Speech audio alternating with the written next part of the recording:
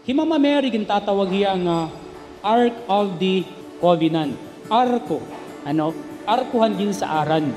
Kung katuon naton ang Old Testament, ang Ark of the Covenant, ang sulod hiton, aadaan na fragments, han 10 commandments.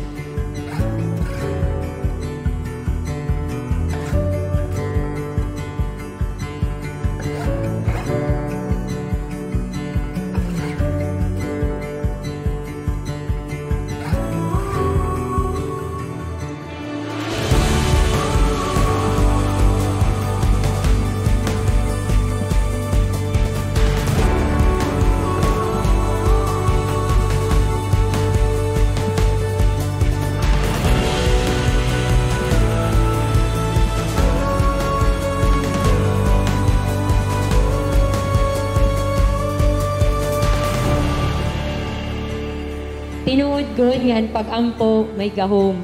Bisan usahay kapoy, ginkakapoy upulang an amon nahimo, and just nagihapon ang nagtutuman. Waray imposible hahiya. Ask and it will be given to you. Seek and you will find. Knock and the door will be opened to you.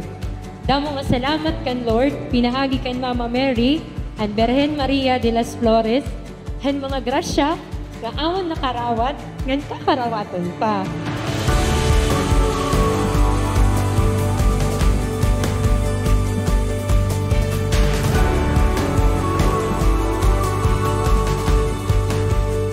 Mga kabugtuan, nga tanan nga devotion leads to Christ. And living in Christ leads to others. Kung takabugtuan na naton kabaysay, dirila panggawas, kundi kabaysay gihapon hasakub, na nagdadala ng aton pagkadto, an aton igkasi tawo.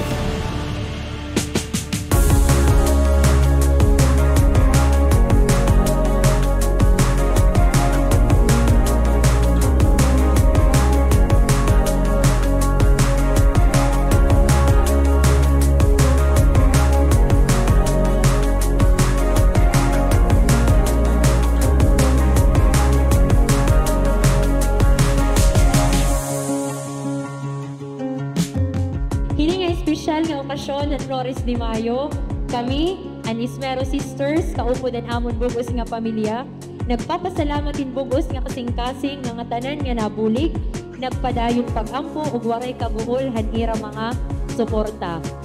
Padayon kita kapag tuo, kapag ampo, nga napaghigugma. Kay kun kita may Diyos, waray good kita kulang. Damo nga salamat.